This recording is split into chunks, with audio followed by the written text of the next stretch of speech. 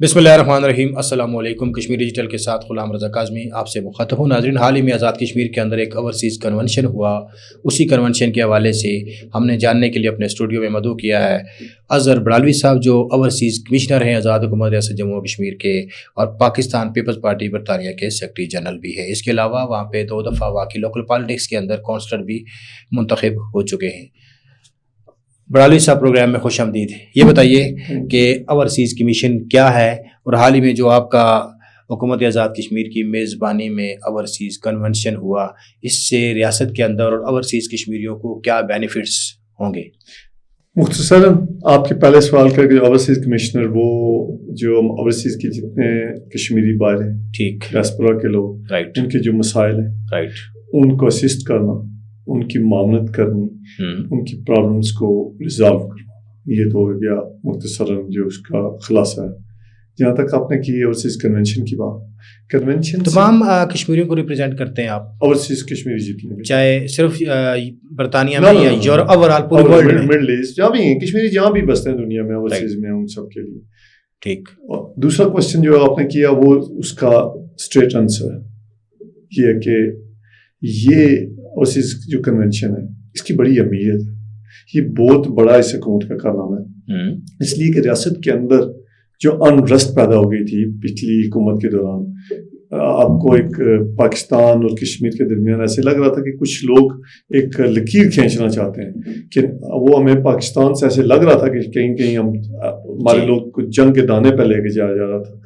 तो उसकी वजूहत थी, उसके पीछे लंबी एक आप में से शॉर्टली ब्रीफ कीजिए। उसमें लोगों को आज़ाद कश्मीर के अंदर अपोजिशन ख़त्म थी, लोगों के इशू एड्रेस नहीं हो रहे थे, लोगों को कोई प्लेटफॉर्म नहीं मिल रहा था, तो लोगों ने एक ऐसा प्लेटफॉर्म ढूंढ लिया कि जहां वो अपने आवाज़ को बुलंद कर सके। अब ये जो गवर्नमेंट आई है और वो जो आवाज़ है वो फिर न सिर्फ यहाँ उसने इफेक्ट किया, ओवरसीज़ रहने वाले कश्मीरियों को भी उस आवाज़ में लबैक उन्होंने की इनकी आवाज़ में, और ये अनरेस्ट वहाँ भी पैदा हुई कश्मीरियों में। अब जो ये गवर्नमेंट आई है इसने जो मैं समझता हूँ जी आते साथ रियासत के अंदर एक सियासी एक्टिविटीज़ का निज़ाम पूरे आज़ाद कश्मीर के अंदर किया। उससे आज़ाद कश्मीर के अंदर वो जो अनरेस्ट है वो साइड पे पिछले 2-3 सालों से जो आपके कहने का मकसद जो अनरेस्ट है, अनरेस्ट को आप क्या कहना चाहेंगे? ये किस चीज़ को कह रहे हैं, मैं समझा नहीं आपकी बात। जो आप देखें अवामी एक्शन कमेटी की सूरत में लोगों के अंदर देखें ना एक अनरेस्ट थी, लोग एक तज़ब्ज़ुत का शिकार थे कि क्या हो रहा है, क्यों हो रहा है, हमारी बात क्यों नहीं सुनी जा रही, हमारे मुतालबात जायज़ नहीं माने जाते, हमारी जो हुकूमत है वो हमारी हुकूमत नहीं लग रही, वहाँ पर हमारी बात नहीं सुनी। पिछली गवर्नमेंट के अंदर देखें ना, गवर्नमेंट और जो रियासत के लोग थे, जॉइंट एक्शन कमेटी में हमारे लोग हैं, हम ही थे, हमारे बहन भाई, हमारे दोस्त। आपने इशारा किया अनरेस्ट की तरफ, जबकि एक्शन कमेटी का ये कहना है क्या उनको जो फंडिंग होती है वो सारी आप ओवरसीज़ करते हैं, फिर अनरेस्ट कहाँ से आया? नहीं, अनरेस्ट इसलिए कर रहा हूँ, मैं रियासत की बात कर रहा हूँ। ओवरसीज मैंने आपको ये अपनी बात में कहा कि जो ओवरसीज में लोग बैठे हुए हैं वो भी इसका लबैक है, उन्होंने इनकी खाल पे देखें वहाँ लोग बैठे हुए ज्यादा कंसर्न है कश्मीर में क्या हो रहा है या पाकिस्तान में क्या हो रहा है, लोगों को फिक्र है अपने, उनकी फैमिलीज हैं, उनका लगाव है, उनका मुल्क है, तो इसलिए वो फिर उनकी आवाज़ के साथ आवाज़ मिलाना शुरू हो गया कि आज़ाद कश्मीर के अंदर हमारी बात क्यों नहीं सुनी जाती, जो जनरल बात थी। बहुत सारे आप देखें ना जो मुतालबात जॉइंट एक्शन कमेटी के प्लेटफॉर्म से आए वो मुतालबात तुमको यूं ही एड्रेस करने चाहिए। लेकिन हुकूमतें क्या होती हैं, लोगों के मफाद के लिए काम करने के लिए, अवाम की ख्वाहिश, लोगों की ज़रूरियात को पूरा करने, लोगों की ज़िंदगी को बेहतर करने के लिए, लोगों की ज़िंदगी के अंदर तब्दीली लाने के लिए हुकूमतें आती हैं। तो जब कोई हुकूमत कोई काम नहीं करेगी, लोगों की ज़िंदगी में कोई तब्दीली तगय्युर नहीं आएगा, उनकी जो मयार ज़िंदगी है बेहतर नहीं होगा, तो काज़मी साहब फिर अल्टीमेटली लोग खड़े हो जाएंगे, और खड़े हुए हैं। लेकिन ये जो गवर्नमेंट आई है इसने आके लोगों को रेस्ट अश्योर किया है, और आते साथ ये देखिए बहुत थोड़े से पीरियड के लिए गवर्नमेंट है, और ये गवर्नमेंट लेना मैं समझता हूँ ये पाकिस्तान पीपल्स पार्टी ने ये कांटों के बिस्तर पर लेटी है, वो फूलों की सेज नहीं जो सूरत हाल थी उस वक्त जो गवर्नमेंट ली है। बहुत से लोगों ने पीपल्स पार्टी कहा जी आपने बड़ा ब्लंडर कर रहे हैं, आप क्यों कर रहे हैं, आगे इलेक्शन आ रहे हैं, आप लोगों के पास कैसे जाएंगे। लेकिन हमें रियासत बचानी है, रियासत बचेगी तो सियासत होगी, जब रियासत नहीं है तो सियासत कैसे होगी। पीपल्स पार्टी ने ये बेड़ा उठाया, और मैं समझता हूँ जो फैसल राठौर साहब, रियासत को कहाँ से खतरा है सर? रियासत को कोई भी दुनिया की रियासत वहाँ की अवाम के साथ है, तो रियासत को जब आप लोगों को ऑनबोर्ड नहीं करेंगे तो रियासत फिर किस नाम की रियासत रहेगी, लोग नहीं होंगे आपके साथ, तो फिर रियासत को खतरा। تو ریاست میں لا اینڈ آرڈر کا مسئلہ بنے گا، پھر لوگوں کی ڈیڈ باڈیاں ہوں گی، پھر مرڈرز ہوں گے، پھر ایک ایسی سچویشن بن جائے گی کہ خدا نخواستہ پھر ہم سب اس کی لپیٹ میں، اس آگ کی لپیٹ میں آ جاتے۔ اب الحمدللہ موجودہ حکومت نے جو لوگوں کو یہ یقین دلایا، جو ایسے آپ نے شروع میں بات کی کہ ہم آپ کے لیے ہیں، ہم آپ کی بات سنیں گے، ہم آپ کی آواز بنیں گے، اور ہماری کوشش ہوگی جو لوگوں کی بہتری کے لیے کام ہو، جو کیپیسٹی ہے گورنمنٹ کی اس کے اندر رہتے ہوئے وہ لوگوں کے مفاد کی کام کریں، اور وہ کر رہے ہیں۔ دیکھیں ایکشن کمیٹی کے بہت سارے مطالبات جو 3 سال تک نہیں ہوئے، اس گورنمنٹ نے آتے ہوئے ان کو ایڈریس کیا، بہت سارے کام ہو گئے، بہت سارے ہو رہے ہیں اور بہت سارے ہو جائیں گے۔ یہ اوور نائٹ تو دیکھیں نا، اللہ دین کا چراغ تو ہے نہیں، پروسیس ہے چیزوں کا، اور وہ گورنمنٹ ولنگ ہے اس بات میں۔ اصل جو دیکھنا ہے کہ کیا گورنمنٹ ولنگ ہے یا نہیں ہے، اور پھر یہ بھی دیکھنا ہے کہ گورنمنٹ پہ پریشر کتنا ہے۔ یہ 8-9 مہینے کی گورنمنٹ تھی ساری۔ ابھی سر مجھے یہ بتائیے کہ فیصل ممتاز راٹھور آزاد کشمیر کے پرائم منسٹر منتخب ہونے کے چند منٹ بعد انہوں نے ایک اسپیچ کی تھی اسمبلی میں، آپ نے وہ اسپیچ سنی؟ جی آپ سمجھتے ہیں کہ وہ اس پر 100% عمل درآمد کرنے میں کامیاب ہو جائیں گے؟ میرے خیال میں آپ کے سوال سے پہلے ہی ایڈریس کر رہا ہوں، یہی جواب دے رہا ہوں کہ اگر آپ یہ کہیں کہ کوئی شخص اللہ دین کا چراغ ہو ایک رات میں تبدیلی لے کے، وہ نہیں ہو سکتی۔ لیکن میں سمجھتا ہوں کہ فیصل ممتاز راٹھور صاحب نے جو بات کی تھی اس کی طرف ہر روز ان کا ایک قدم اٹھ رہا ہے اور آگے جا رہا ہے اور بہتری کی طرف جا رہا ہے۔ میں یہ کہہ رہا تھا کہ جو لوگوں کے مطالبات تھے اس پہ انہوں نے کام شروع کر دیا ہے اور ڈیلیورنس شروع ہو گئی ہے۔ رائٹ سر، آتے ہیں اوورسیز کے ایشوز۔ ٹھیک، کیا ایشوز ہیں اوورسیز کے؟ اوورسیز کے بہت ایشو ہیں، اوورسیز بہت دکھی ہیں، اوورسیز کے ساتھ بہت زیادتی ہے۔ اوورسیز کو کبھی کسی نے، میں سمجھتا ہوں کہ ایڈریس نہیں کیا، پوچھا نہیں کیا۔ وہاں کی جو لوگ ہیں، وہاں کی حکومتیں پھر ہمیں اپنی آغوش میں لیتی ہیں، تو یہاں ہمارے لوگوں کو آ کے محسوس ہوتا تھا کہ ہم کسی پرائے دیش میں جا رہے ہیں۔ اور بہت قسمتی یہ دیکھیں کہ آنے ہماری جو دوسری تیسری نسل ہے، بالخصوص یورپ، برطانیہ، کینیڈا، امریکہ میں، وہ یہ آنے کے لیے تیار نہیں۔ اپنے لوگوں کا رویہ، ریاست کو چھوڑ دیں، اپنے بہن بھائی، اپنے رشتہ دار، اپنے لوگ ان کی زمینوں پہ قابض ہیں، اپنے لوگ ان کو تنگ کریں، اپنے ملک کی بیوروکریسی ان کی بات نہیں سن رہی، اپنے ملک کی جو انتظامیہ ایڈمنسٹریشن ہے وہ یہ سوچتی ہے کہ شاید ہمارے پاس یہ کوئی گولڈن فش ہے، یہ اسے کاٹ لیں۔ لوگوں سے پیسے کام نہیں ہوتے۔ اب مجھے بتائیں، یہ جو وہاں رہنے والا بندہ ہے، بڑی ٹف لائف ہے کاظمی صاحب، وہاں اگر آپ کا کوئی عزیز ہو، یورپ برطانیہ میں بہت سخت لائف ہے۔ وہ جو لوگ سوچتے ہیں نا، وہ آتے ہیں، ان کا شاید اس ویدر کی وجہ سے کلر بھی تھوڑا بہت بہتر ہو جاتا ہے، اور چونکہ کرنسی کا بھی ڈفرینس ہے تو ان کے پاس کوئی وہ درختوں سے نہیں، بہت محنت کرتے ہیں، بہت محنت۔ تو پھر دیکھیں اپنی فیملیز کو، اپنے رشتے داروں کو ریمیٹنس کی شکل میں وہ کتنا اس ملک کو چلا رہے ہیں، پاکستان چلاتے ہیں۔ تو دیکھیں ان کے ساتھ جب آئیں تو ان کو یہ لگے کہ ہم کسی ایسی جگہ آ گئے ہیں جہاں ہمارا تو اپنا کوئی نہیں ہے، جہاں تو اپنے ہمارے بیگانے بنے ہوئے۔ اوورسیز کی زمینوں پر قبضے، اسی طرح ان میں پراپرٹیز کے ایشو ہیں، دیگر بہت سارے ایشوز ہیں۔ یہ سارے ایشوز کیسے آپ حل کریں گے؟ دیکھیں یہ آپ نے جو گورنمنٹ کا کہا تھا، میں یہ اپریشیٹ کریں کہ آج ہی نوٹیفیکیشن ہو گیا ہے۔ ہم نے اس دن بات کی تھی کنونشن میں بھی جی کہ کورٹ بنا رہے ہیں جہاں اوورسیز کے یہ جو مدتوں سالوں کورٹ ٹرائل نہیں ہوتے تھے، کورٹ بنی ہے، وہ 90 ڈیز کے اندر اوورسیز کا جو اس طرح کے کیسز ہیں، آج نوٹیفیکیشن ہو گیا ہے۔ ہاں جی میرے پاس ہے، میں بتا سکتا ہوں۔ تو وہ کورٹ بیٹھے گا، وہ ان کو ایڈریس کرے گا۔ تو یہ دیکھیں گورنمنٹ نے وہ جو آپ کہتے ہیں ایک پہلی دفعہ اتنے شارٹ ٹائم میں اسٹیپ فارورڈ کیا۔ پھر جو اوورسیز کنونشن ہوا جو آپ نے بات کی تھی، یہ اسٹیپ فارورڈ ہے۔ یہ پہلی دفعہ ایسا ہوا ہے کہ ایسا overseas convention bridge between the A J K and overseas, یا between Pakistan A J K and overseas, اور پی ایف کے ساتھ ہم نے لیزان کر کے وہ کیا۔ ابھی مجھے بھی یہ نئی اسائنمنٹ ملی ہے، اس پہ بہت کام کرنا ہے۔ اس کا کوئی اسٹرکچر نہیں ہے۔ اس سے پہلے پریویسلی یہ آرڈیننس پاس ہوا مگر اس پہ کام نہیں ہوا۔ میں اب جس دن سے بنا، میں اس کی فاؤنڈیشن، اس کا پورا اسٹرکچر کر رہا ہوں تاکہ میرے بعد جو آئے وہ کم از کم اس کو فاؤنڈیشن میں ٹائم لگے، وہ آگے کام شروع کر دے۔ مجھے اگر اللہ نے موقع دیا، میں اس کو میکسیمم یوٹیلائز کرنا چاہتا ہوں۔ As a overseas commissioner, overseas convention ہوا، آپ نے بہت اچھی اسپیچ بھی کی، ہم نے سنی بھی تھی۔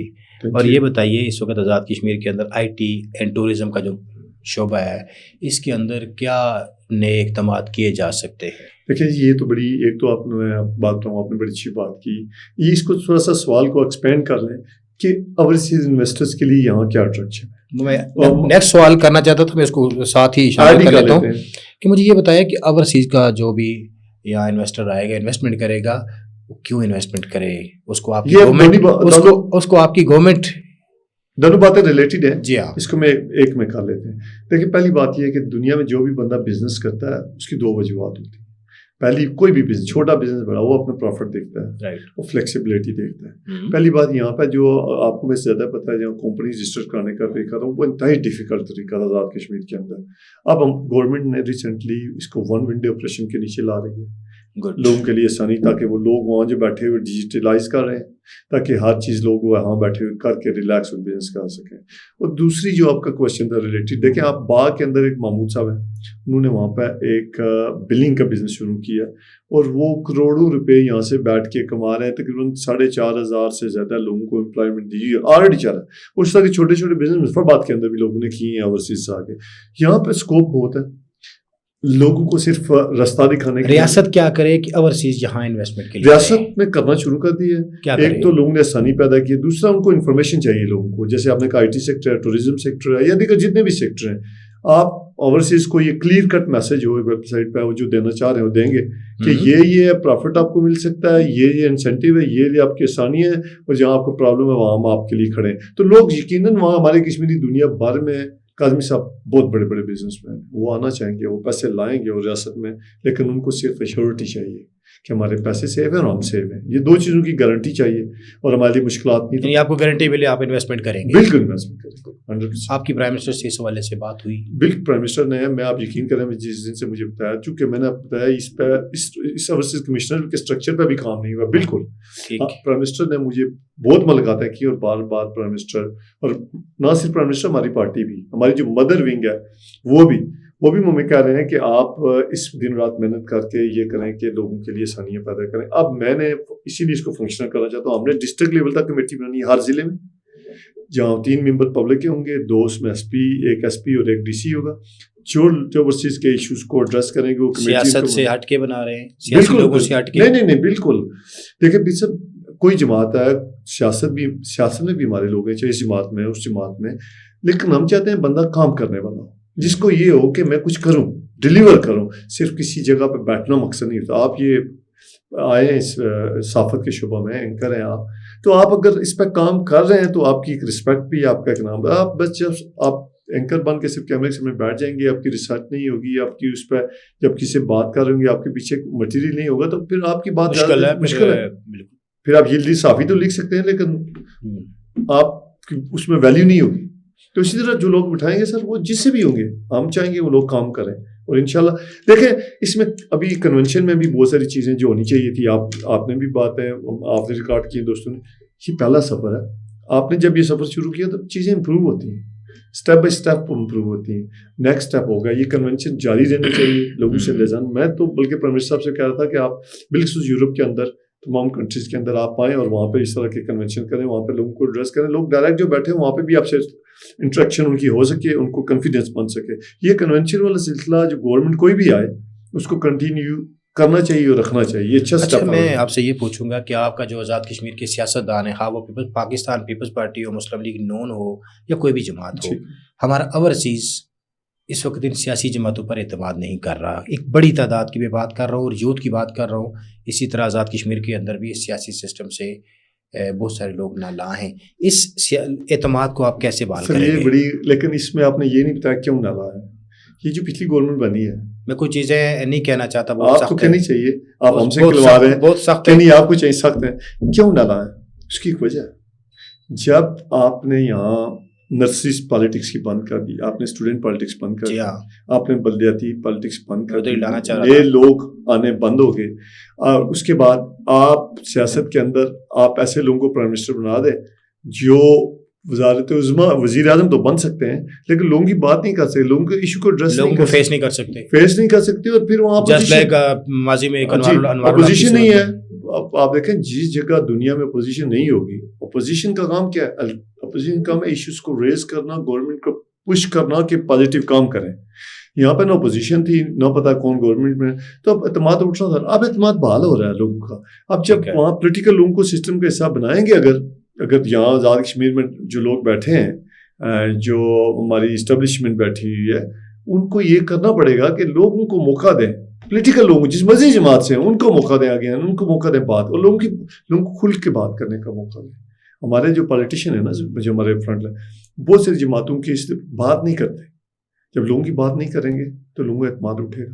لیکن ہم کھل کے بات کرتے ہیں. میں سمجھتا ہوں ہماری جماعت اس معاملے میں دوسری جماعتوں سے کمیاں ہوں گی لیکن دوسری ساری جماعتوں سے بہتر. ہم اپنی لیڈرشپ کے سامنے بھی اپنے بہت بلنٹلی بولڈلی ایشو رکھتے ہیں اور ہماری لیڈرشپ ہماری بہت سخت باتیں بھی سنتی ہے. یہ پیپلز پارٹی کا خاصا تھا ہے الدو شاید لوگوں کو لگے اتنا نہیں ہے لیکن باقی ہماری ساری جماعتوں سے آج بھی ہمارا پولیٹیکل سسٹم. اظہر بڑھالوی آئندہ الیکشن میں حلقہ کوٹلی سے یا اوورسیز کی نشست سے کہاں سے امیدوار ہیں؟ دیکھیں جی میں چونکہ میں ایک پارٹی کا ڈسپلن کا پابند ہوں, میں سیکرٹری جنرل پارٹی کا بھی. میں پارٹی کے جو فیصلے ہیں ان کے تحت میں ود ان پارٹی اپنی چیزیں اپنی خواہش تو رکھوں گا میں الیکشن لڑوں یا نہیں لڑوں یا میں ورثے سے لڑوں, لیکن جو پارٹی فیصلہ کرے گی میں اس کو پابند کروں, اس کی پابندی اور اس کو فالو کروں گا انشاءاللہ. اچھا آج اے آئی کا دور ہے, tech world day by day ترقی کے منازل طے کر رہی ہے. اس وقت میں جب اے آئی نے سسٹم کو بدل کے رکھ دیا ہے, اوورسیز میں موجود اپنے اسکلڈ اینڈ انسکلڈ مزدور جو طبقہ ہے یا جو وہاں ٹیکنیکل لوگ ہیں ان کے روزگار کو سیو کرنے کے لیے اوورسیز جو کمیشن ہے یہ کیا کردار ادا کرے گا؟ یہ جو بات ہے نا یہ میں آپ کو یہ میرے سب سے امپورٹنٹ سوال ہے اور اس پہ تھوڑا وقت زیادہ چاہیے لیکن مختصراً میں بتاتا ہوں. پوری دنیا چینج ہو گئی رائٹ, اور اب ہم نے کیا کرنا ہے, ہم نے خود بھی ہماری حکومتوں نے بھی ہم نے آنے والی نسلوں کو روشناس کرنا اے آئی سے, ہم نے ان کو ڈیجیٹل زندگی میں لانا ہے. اگر ہم اسکل لوگ پیدا کریں گے باہر جا کے باعزت روزگار اچھا روزگار ملے گا. اب یہ ہماری ذمہ داری ہے بطور والدین بطور حکومت بطور ادارے کہ ہم یہ چیز اب باور کروائیں. اور دوسرا اب اگر آج اس اے آئی کے دور میں آپ یہاں بیٹھے ہوئے نا کاظمی صاحب, آپ کو امریکہ جانے کی ضرورت نہیں, آپ یہاں پیسے کما سکتے ہیں. اب ہمیں ان چیزوں کو اپنی جنریشن کو اس طرف لگانا ہوگا. اب جو آپ کہہ رہے ہیں نا مزدوری والی بات وہ ختم ہوتی جا رہی ہے, وہ آپ کی ڈے بائی ڈے ڈیمانڈ کرتی جا رہی ہے. تو ہم نے نئی نسل کو ڈیجیٹلائزیشن میں لے کے جانا ہے, اے آئی سے روشناس کرانا ہے, ان کو بتانا ہے کہ آپ کا فیوچر. ہمارے اسکولوں کو جو ایجوکیشن سسٹم ہے اس کو جدید تقاضوں پہ جدید جو ضرورتیں بچوں کو رٹے کی تعلیم سے نکالنا ہوگا ہمیں. اچھا سر یہ بتائیے انڈیا اور پاکستان کی جنگ ہوئی اوورسیز میں, اوورسیز ہمارے بھائی ان کا مورال کیا تھا؟ قاسم صاحب میں آپ کو اپنی فیلنگ سے بتا سکتا ہوں, باقی کی بھی یہی تھی.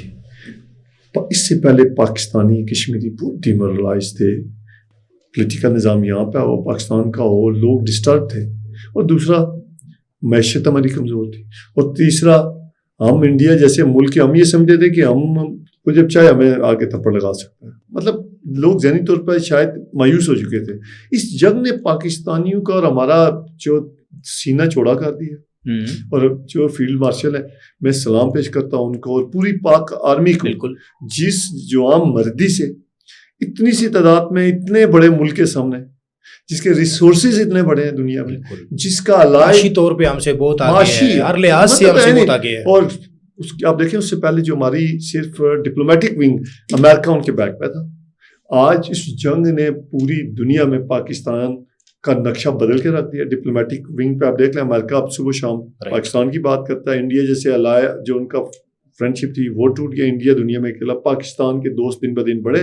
اور اسی طرح جو عام ہم پاکستانی کشمیری ہم پراؤڈلی یہ کہتے ہیں, ہم پراؤڈ کرتے ہیں ہمارے ملک کے اندر ہم اسکول کی نیند سو سکتے ہیں, ہمارے بارڈر سیف ہے, ہمارے لوگ سیف ہیں, ہمیں کوئی خطرہ نہیں کہ کوئی افغانستان سے اٹھ کے مارے گا, کوئی انڈیا سے اٹھ کے مارے گا, یا کوئی ہمیں بلوچستان میں آ کے انرسٹ پیدا کرنے کی کوشش کرے گا. ہمیں یقین ہے کہ ہماری یہ جو آرمی ہے یہ یقیناً ان جدید تقاضوں کے مطابق جو جنگیں ہیں نہ صرف بلوچستان کا ذکر ہوا, آپ نے بلوچستان کی بات کی. جی ون لائنر آنسر چاہیے, میرا وقت ختم ہو چکا ہے.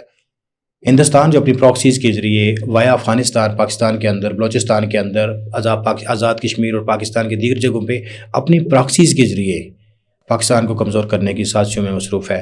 ون لائنر آنسر دیجیے, کیا کہیں گے؟ سر میں آپ کو بتا دوں, پاکستان کی فوج یہ بات آپ ایڈمٹ کریں گے کہ دنیا کی واحد فوج ہے جو پچھلے کئی دہائیوں سے کنٹینیوٹی وار میں ہے. وہ افغانستان وار کو دیکھ لیں, وہ کشمیر کی وار کو دیکھ لیں, وہ within country proxy war کو دیکھ لیں, ٹیررزم کو دیکھ لیں, کراچی دیکھ لیں, KPK دیکھ لیں, اور بالخصوص بلوچستان دیکھ لیں.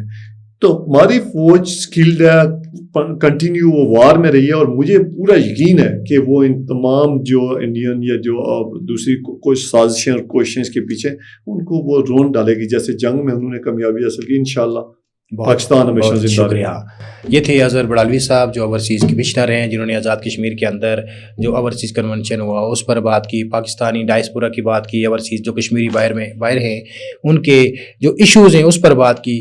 پاکستان اور بھارت کی جنگ کے دوران جو اوورسیز کشمیری باہر کی دنیا میں موجود ہیں وہ بہت مایوس تھے. اس جنگ نے ان کے حوصلے بھی بلند کیے. دیجیے اجازت، اللہ نگہبان.